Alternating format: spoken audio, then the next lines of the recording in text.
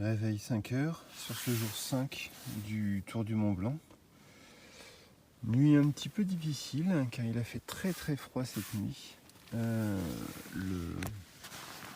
duvet est un petit peu trempé et en fait c'est dû au fait que j'étais juste à côté d'une retenue d'eau. Donc on va voir comment on va faire sécher tout ça et puis c'est parti pour cette dernière journée. Alors parmi les petits rituels du matin, donc le petit muesli, le café.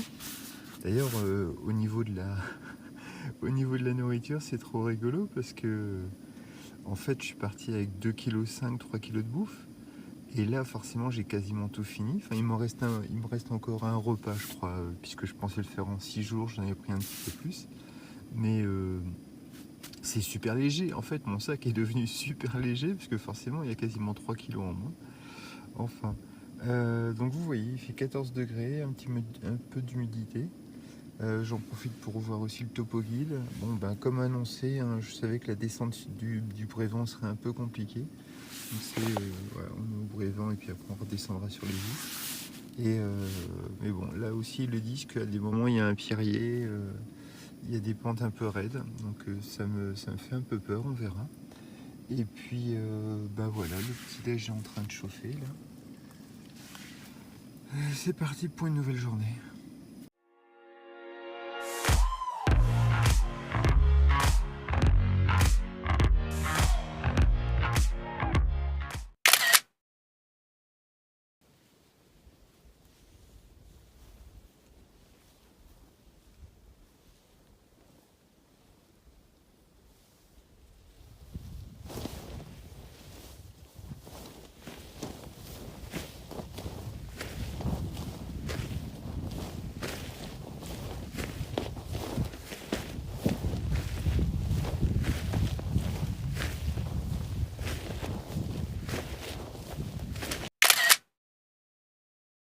Voilà, ça vous voyez, c'est la réponse à mais pourquoi est-ce que tu bivouaques?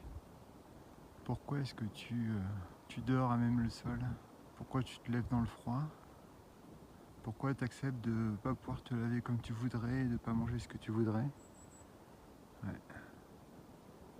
Voilà la réponse. Alors super froid ce matin. Pas trop mal dormi. De toute façon c'est toujours pareil, c'est les 2-3 premiers jours j'ai toujours du mal. Et puis après je suis tellement explosé, j'ai tellement l'habitude le bivouac devient une habitude que je dors bien.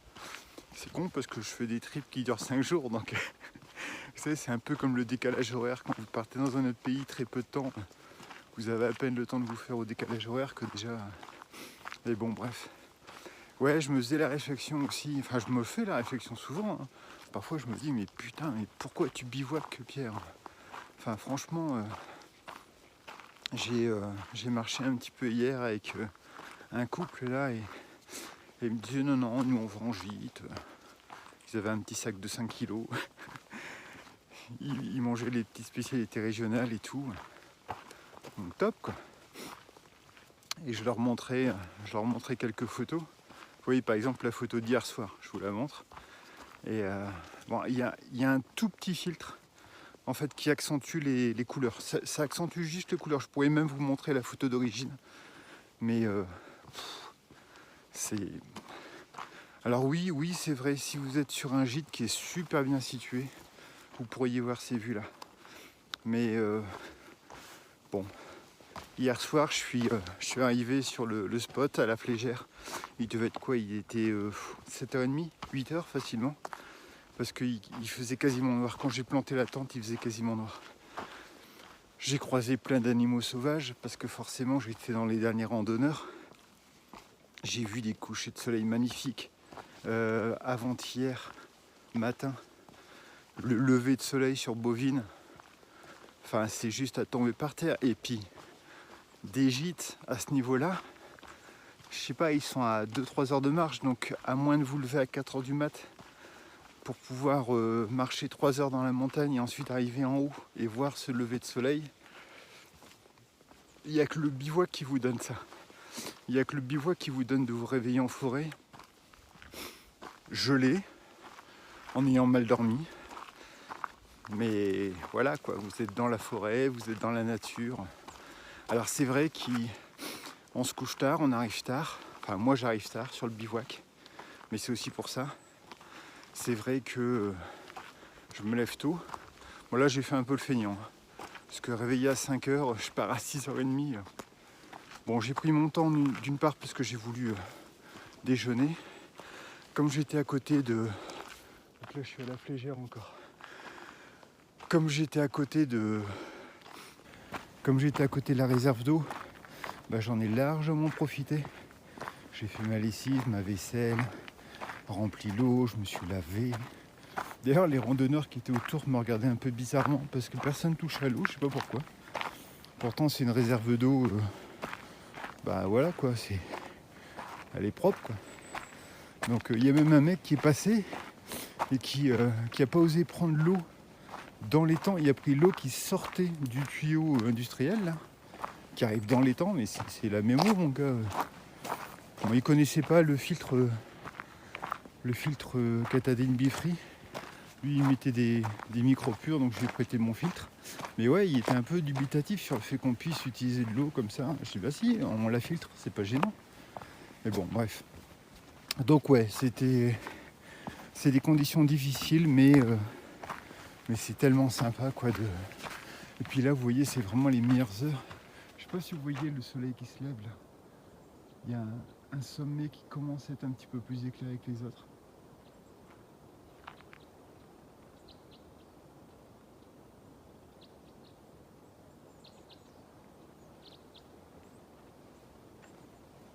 Vous entendez les chants d'oiseaux? Ils se réveillent aussi. Donc ouais, c'est dans cette situation difficile où d'un coup on en prend plein les yeux, plein le cœur et c'est top quoi. Alors c'était peut-être pas le bon plan de dormir à côté de l'eau, parce que comme c'est une réserve d'eau, le sol il est rocailleux. J'ai pas vu beaucoup d'herbes, de mousse, d'algues, tout ça. Le fond est très peu profond, très très peu profond. Il a quand même bien fait. Il y avait du soleil quoi. Il y avait du vent mais du soleil. Et l'eau était chaude. D'ailleurs ce matin quand je me suis lavé, l'eau était chaude. Et puis voilà quoi, eau chaude, dormir juste à côté d'une source d'eau. Ouais, il y a eu pas mal de condensation. Alors pas trop dans la tente en elle-même, parce que mes affaires qui étaient à côté du sac de couchage n'étaient pas trempées. J'ai pu les enfiler très facilement. Surtout après mon stage de 3 jours dans la pluie sur le GR651 variante du scellé avec 3 jours de pluie. Mais non ça va, je sais ce que c'est qu'enfiler des trucs trempés. Mais sur le sac de couchage. Et je pense que c'est la condensation entre ma chaleur corporelle et l'air extérieur. Parce qu'il a dû faire, 10-12 degrés cette nuit. Donc comme il faisait un peu frais forcément. Donc voilà. Oui, et puis j'ai mis aussi beaucoup de temps pour me lever. Je suis désolé, j'ai pas les idées claires. Parce que j'ai dû essayer de gérer mon retour. Parce que là j'espère être aux Ouches vers midi, midi jusqu'à 14h, un truc comme ça. Il faudra voir la difficulté pour le Brévent. Et puis j'aimerais bien rentrer chez moi. Les trains, on n'est pas à Lille. C'est pas une critique, hein. Je fais encore les mecs de Chamonix et des Ouches qui vont dire ouais, t'es plus le bienvenu dans mon pays. Voilà, c'est très très beau, mais c'est moins desservi qu'à Lille. Lille, pour aller à Paris, il y a un train toutes les demi-heures. Ici, il y en a un petit peu moins. Donc soit j'ai un train vers 16h44, un truc comme ça. Mais je prends, je prends 2 TER ou 3 TER pour arriver jusque Paris. Soit j'ai peut-être trouvé un Blablacar. Donc un Blablacar. Bon, c'est pas ce que je préfère, mais bon, ça peut être sympa. Et en plus, si ça se goupille bien, c'est un mec qui est venu pour l'UTMB. Donc ambiance trail, nature, papotage, sport et tout. Donc ça devrait être super cool. Le seul truc, c'est qu'il part à 16h. Et voilà. Donc déjà, moi, il faut que je sois arrivé. Et il part de Chamonix. Donc il faut que je trouve... Tiens, en parlant de Chamonix. Hop. Dans le fond. Il part de Chamonix. Donc voilà. Il fait bien caillant ce matin. J'ai la polaire plus la doudoune plus le bonnet. Bon là je mets pas les gants parce que je filme, mais je vais mettre les gants. Hâte que le soleil se lève. Et puis ben voilà, c'est parti pour une nouvelle journée. Dernière journée sur le TMB.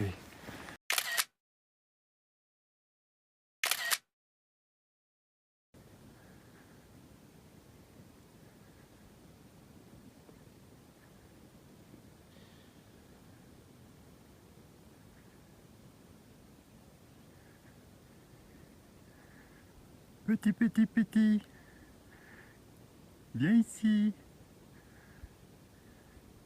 C'est trop mignon. Trop mignon. Alors bien braisé avec des petites pommes de terre là. Oh, Dieu.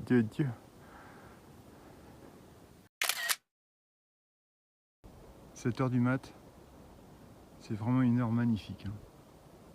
Dites-moi en commentaire, moi qui je suis allé une fois dans un gîte, mais c'était pas un gîte privé, c'était un gîte communal, un Aspinal sur le GR65.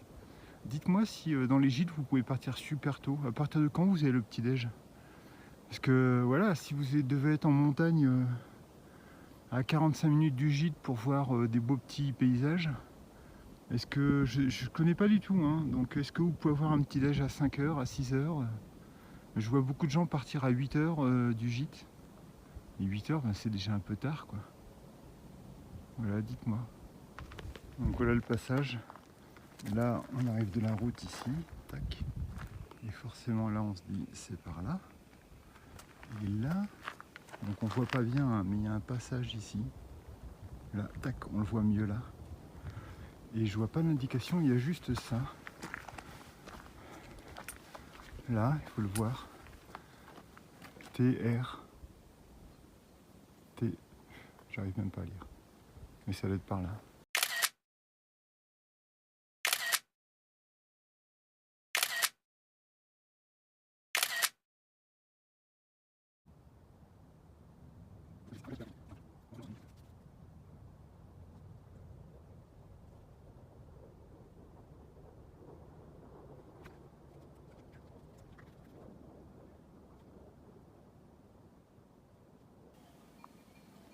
Bon les amis, le soleil vient de se lever, c'est cool.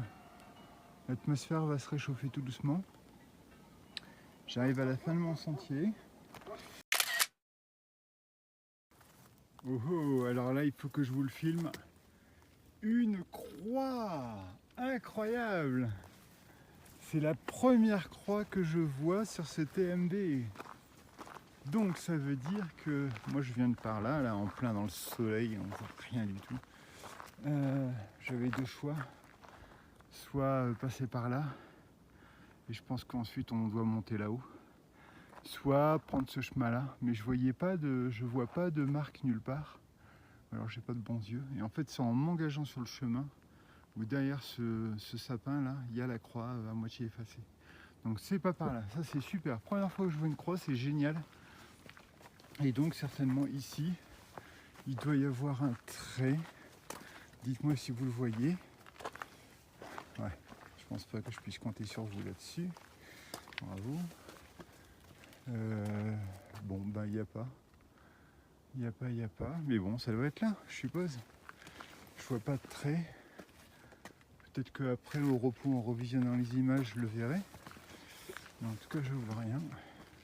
Il faut peut-être monter et s'engager sur le chemin. Beaucoup plus. Rien sur l'arbre. Non. Bah non. Bon, on va dire que ça doit être là et je le verrai peut-être plus loin. Bon. Une croix. Je suis épaté. Fallait que je vous le filme parce que c'était chez trop bio. Pas de juice. Ah ouais. Une croix.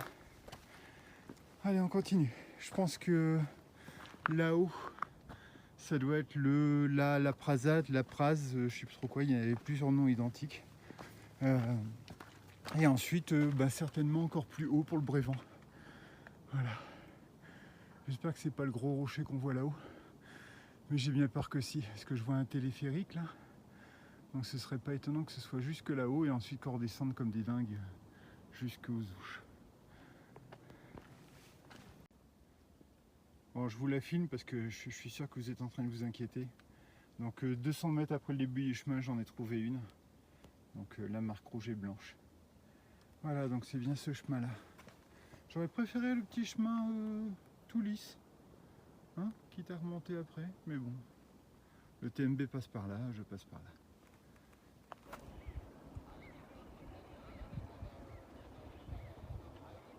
La Parsa, la station à 2000 mètres d'altitude.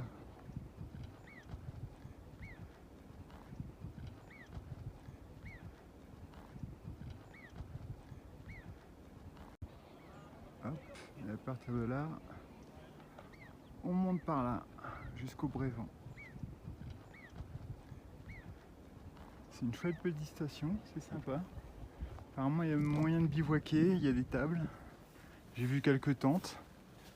Donc ça peut être une bonne aire de repos. Voilà. Par contre j'ai pas vu d'eau. J'espère que je vais en trouver parce que j'ai pas grand chose et je pense pas qu'au Brévent il y ait des sources. Donc à voir. Voilà. Très très beau massif. Vraiment magnifique.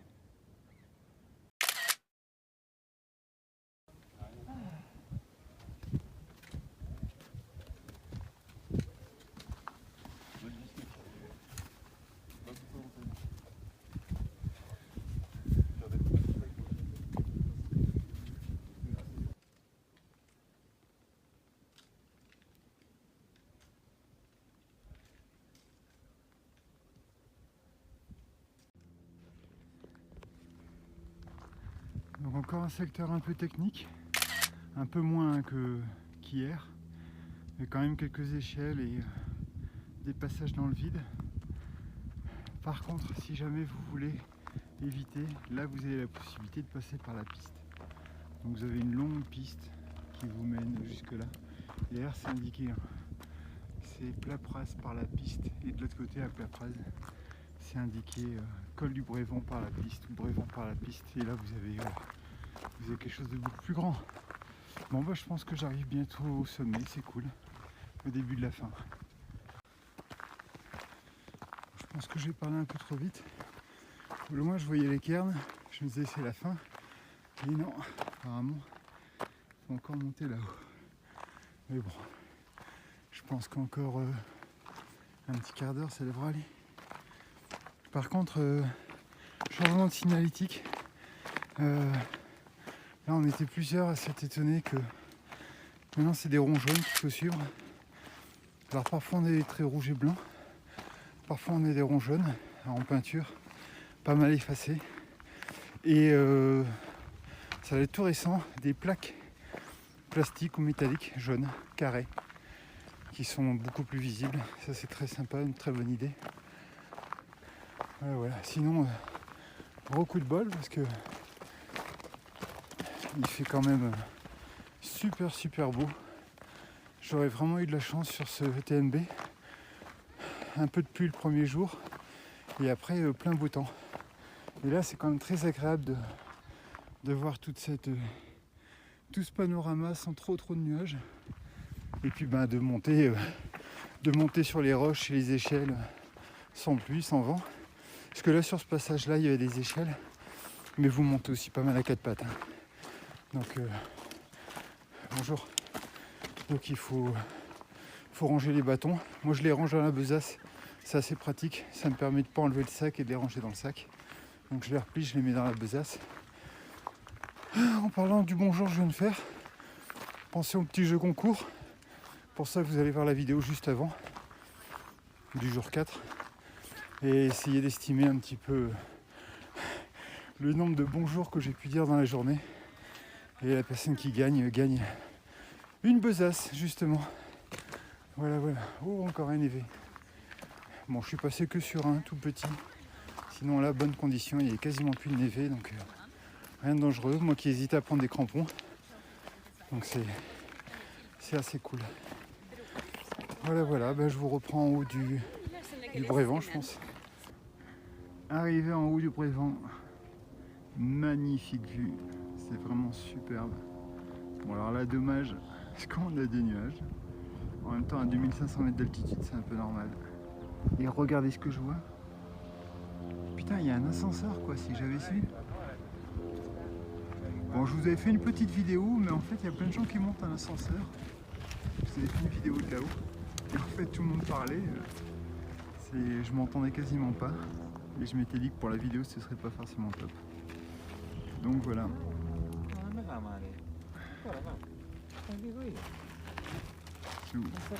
Donc, normalement, on monte pas jusqu'au Brévent. On monte en partie. Hein. Il reste peut-être 50 mètres d'altitude à monter encore. Et arrive à un carrefour là-bas. Ensuite, on prend le chemin et hop, et on redescend. Sous, comme ça. Voilà, là vous le voyez bien, je pense, le chemin. Tac, tac, par là. Donc voilà, ça c'est fini. C'était la dernière ascension du TMB. Normalement, je fais que descendre, que descendre, que descendre. La descente dont je vous parle depuis longtemps, la descente du Brévent qui me fait un peu peur, parce qu'il paraît qu'elle est assez costaud. Et sincèrement, je préfère monter que descendre. Mais bon. Et je vais aller là-bas dans la vallée. Et bon, j'étais content quand même de faire ce tout petit détour, parce que j'ai largement le temps. Là, il est midi, donc j'ai largement le temps de me balader. Là, je vais me poser un petit peu, parce que ma montre est à 30% de batterie. Je vais manger quelques graines, et puis je descends. Tranquillou. Ouais, ce que vous voyez là-bas, c'est là où j'étais. Je sais pas si on se rend compte sur l'écran, mais en tout petit, il y a plein de gens qui descendent. Ça fait une bonne demi-heure maintenant, 45 minutes que je descends. Ça n'en finit pas ces descentes. J'ai pu recharger la montre. Alors, autant la Suunto, je trouve, se décharge très très vite, autant l'avantage, c'est qu'elle se recharge super vite. Donc ça, c'est vraiment cool. Donc ça m'a laissé le temps de me poser, admirer le paysage, qui est vraiment super beau. Puis c'est la dernière fois que je serai autant en hauteur. Donc voilà, j'en profite. Je vous montre le paysage de l'autre côté, le petit terrain. Donc voilà, c'est essentiellement un terrain comme ça pour descendre. Alors c'est pas les plus fatigants, hein, mais c'est un peu embêtant parce que vous voyez, je fais pas mal d'à-coups, je vais à gauche, à droite. Ça nique un peu les pieds, mais bon, ça va. Un peu déstabilisant cette descente parce que on a les deux extrêmes. C'est rigolo, je vous en ai déjà parlé sur les autres vidéos, parce que on a pas mal de, il y a pas mal de gens qui montent avec le téléphérique. Bonjour. Bonjour. Donc on a pas mal de gens qui montent avec le téléphérique et puis ils redescendent. Donc c'est leur petite attraction, leur petite activité qui est très sympa, hein, parce que vous montez, c'est pas forcément ce qui est le plus marrant. Enfin moi c'est ce que je préfère, mais c'est pas ce qui est le plus marrant. Vous avez un beau petit panorama et après vous descendez tranquille. Mais ce qui est amusant, c'est qu'il y a vraiment de tout. Il y a des familles, il y a des personnes âgées, il y a des gens qui sont chargés avec des sacs photos avec 45 appareils. Et il y a aussi les trailers. Alors il y a les trailers qui montent comme des tarés, qui descendent comme des tarés. Et c'est amusant ces deux extrêmes quoi. Qui vous frôlent, qui vous dépassent, qui vous croisent. Bonjour. Et c'est marrant parce qu'à des moments, enfin moi je suis beaucoup comme ça. À des moments quand j'en ai un peu marre, parce que j'ai plus de pieds, la descente est interminable. D'un coup, je vois un trailer qui me dépasse à une vitesse de dingue, où je vois une mamie qui est en train de monter. Et là, je me dis, bonjour. Et là, je me dis, allez, c'est bon, quoi. T'es juste en train de descendre, tu vas à ton rythme. Bon, par contre, le rythme, comme vous voyez, c'est, je fais du 2. Et là, c'est vraiment le cas, quoi. Je vais à 2 km/h. C'est un peu long. J'ai hyper hâte d'arriver tout en bas aux Ouches. Vous n'imaginez pas. Je rêve d'un bon plat de pâtes et d'un flan nature. Ouais, parfois j'ai des fantasmes un peu chelous, mais je rêve de ça. Voilà. J'ai trop hâte d'arriver en bas. J'espère que quand je vous reprends, je suis en bas. Allez, on va dire ça.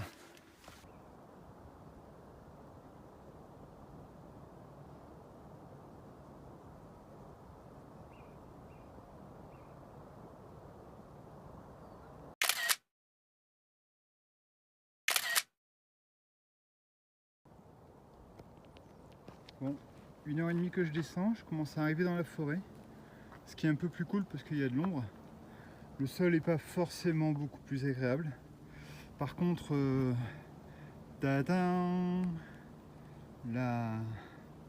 mon bâton qui était à moitié fendu, ben, il n'a pas résisté à la descente parce que ça fait quand même 1h30 que je m'appuie dessus comme un goré. Donc ben voilà, on va terminer avec un bâton plat. Déjà que l'autre il était déjà un petit peu explosé lors du GR30. Donc c'est un peu compliqué parce que je peux m'appuyer dessus, mais dès que je donne de l'angle, forcément il accroche pas. Donc ben voilà, il va falloir faire attention et descendre un peu moins vite. Bon, ça y est les amis, je suis plus qu'à une demi-heure du chef-lieu des Ouches. Donc une demi-heure de la fin de mon TMB. Je suis super content d'avoir fini. Je suis super content de l'avoir fait. Donc c'était vraiment cool, plein de très très belles images. Franchement, c'est vraiment un des plus beaux GR que j'ai pu faire. J'ai eu énormément de chance au niveau de mes bivouacs. Non seulement parce que j'ai trouvé des bivouacs bien sympas, au bon endroit, voilà. Mais aussi parce que ben, ça m'a permis de voir des couchers de soleil, des levées de soleil, des animaux à pu en finir. Voilà, vous ouvrez votre tente, vous commencez à prendre votre petit déj et vous avez un chamois qui passe. Enfin, c'est trop mignon, quoi, c'est génial. Voilà, j'espère que vous aurez aimé. N'hésitez pas à poser vos questions. Alors bien entendu dans les autres vidéos aussi, hein, mais n'hésitez pas à poser vos questions parce que comme d'habitude, une fois que j'ai fini un GR, souvent je refais une vidéo topo du GR. Donc souvent je fais une vidéo topo avant le GR par rapport à la documentation que j'ai, les attentes que j'ai, le matériel que je pense prendre. Et je ferai forcément une vidéo topo de fin de GR pour dire un petit peu ce que j'en ai pensé de ce TMB, de vous parler un petit peu du matériel que j'ai pris, s'il y a des choses que je devrais changer, s'il y a des choses qui étaient top et que j'ai bien fait de prendre, enfin voilà, toutes ces petites choses-là. Et bien entendu, là-dedans, si vous avez des questions par rapport soit à mes vidéos, par rapport à mon organisation ou des critiques, positives ou négatives, par rapport à tout ça, n'hésitez pas. Et si vous avez des questions précises sur le TMB, sur, j'en sais rien, la facilité de se réapprovisionner, les gîtes, les gens, le fléchage, les chamois, comment ça se fait cuire, comment ça se cuisine, enfin ouais, tous ces trucs-là. N'hésitez pas, vous me posez toutes les petites questions. Le but des vidéos, c'est vraiment d'échanger. Vous voyez que je fais pas des vidéos touristiques où je vous montre juste des beaux paysages. Enfin, je vous en montre un petit peu, mais j'essaie surtout que ce soit des vidéos informatives. Et si jamais vous regardez cette vidéo dans 1 an, dans 2 ans, dans 3 ans, et qu'il y a une source que j'ai indiquée ou un lieu de bivouac que j'ai indiqué qui n'existe pas, qui n'existe plus, dites-le en commentaire. Parce que c'est super important. Moi, j'ai organisé mon TMB en regardant beaucoup de forums et surtout en regardant les réponses dans les forums, les commentaires, dans les sites internet, les questions-réponses à partir de vidéos YouTube. Et j'ai appris énormément de choses parce qu'il y a des gens qui, comme moi par exemple, vous disent ah bah là il n'y a pas d'eau. Et puis 2 ans plus tard, quelqu'un dit si, apparemment la mairie a mis une petite source d'eau où c'était pas passé au bon endroit parce que 2 rues au-dessus, en fait c'est pas sur le trajet, mais 2 rues au-dessus il y a. Donc n'hésitez pas à commenter. Et quand je dis une connerie, dites-le. Quand vous passez, ça me fait toujours super plaisir parce que les abonnés commencent à le faire. Ils me disent ah tiens, j'ai bivouaqué dans la petite chapelle sur Saint-Jacques-de-Compostelle où tu avais bivouaqué, j'y ai bivouaqué aussi. Je sais plus qui m'a dit ça, ça m'a fait super plaisir, quoi. Je trouvais ça trop mignon, c'était vraiment excellent. Donc voilà, j'espère que vous allez bien échanger, j'espère que ça vous a donné envie de faire ce TMB qui est éprouvant, qui est difficile, qui est un petit peu risqué à des moments, mais qui, avec une préparation physique ou avec des étapes de 5-6 heures, est tout à fait faisable. Et entre nous, moi je l'ai fait en 5 jours, c'était pas le but, hein, mais je l'ai fait en 5 jours. J'ai dû mettre peut-être, 50 heures, et peut-être plus, 60 heures. 60 heures. Si vous faites des étapes de 6 heures par jour, vous le ferez en 10 jours et vous mettrez autant de temps que moi. C'est pas parce que je marche vite, c'est juste parce que je marche longtemps, que je me lève tôt, que je fais pas beaucoup de pauses et que je me couche tard. Donc c'est tout, il n'y a rien d'incroyable, quoi. C'est juste que je marche plus longtemps. Donc c'est tout à fait à votre portée. Et puis voilà, et quand vous faites une petite étape de 8h à 14h et que vous arrêtez à Courmayeur pour manger un bon plat ou une bonne pizza, bah, vous le mettez en commentaire et ça me fera plaisir. Voilà. Bon, allez, sur ce, merci à tous d'avoir regardé ces vidéos et à très bientôt.